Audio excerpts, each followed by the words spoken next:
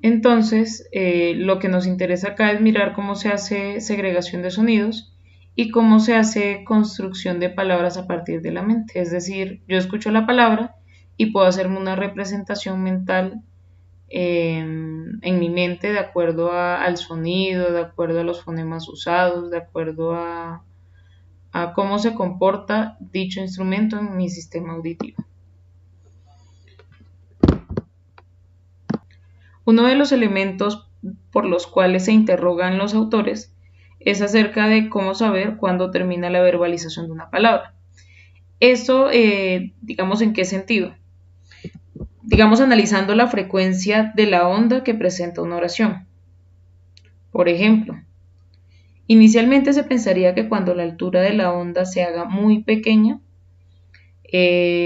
se supone el fin de una palabra, es decir, ya terminó una palabra y va a comenzar la otra, tal cual como se ve en la imagen. Por ejemplo, en esos intermedios que estoy señalando, uno supondría que hay finalización de una palabra o de un fonema y comienzo de la otra.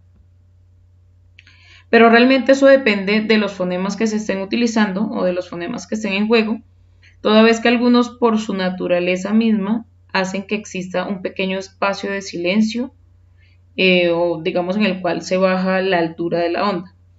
Para el caso de la onda que estamos viendo, en la cual tenemos el tiempo versus el volumen, tiempo en la horizontal, volumen en la vertical, la frase que se pronunció, la frase que presentan los autores es The Spotted Cat Guided by, que traduce el gato se desliza por.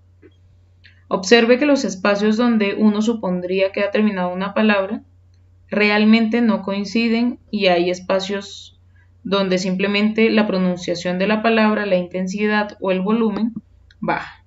Entonces vamos a verlo un poco mejor en esa imagen. Acá tenemos la onda nuevamente, es la misma onda anterior. Voy a devolverme un poquito esta misma, solo que está acá un poco más alejada. Y tenemos la separación palabra por palabra.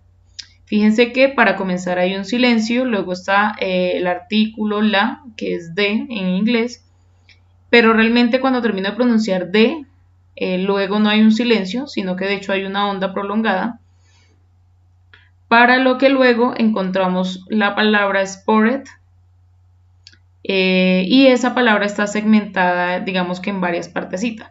Como en el inglés sucede que la S es, digamos, no va antecediendo o no va antecedida de una vocal, entonces la S es un poco muda, es spotted. Lo cual nos lleva a este silencio que aparece por acá hacia la mitad y que estoy señalando en este momento con el mouse. Luego está la palabra cat y luego está la palabra skidded. Esa palabra skidded también está segmentada en varias partes, seguramente también debido a la S y a los demás fonemas. Fíjense que a pesar de que acá hay un bache, la palabra no ha terminado, que es el bache que estoy señalando en la pantalla. Está esta primera parte que es skidded y luego viene el resto de la palabra. Entonces, la palabra no ha terminado acá donde se queda en silencio.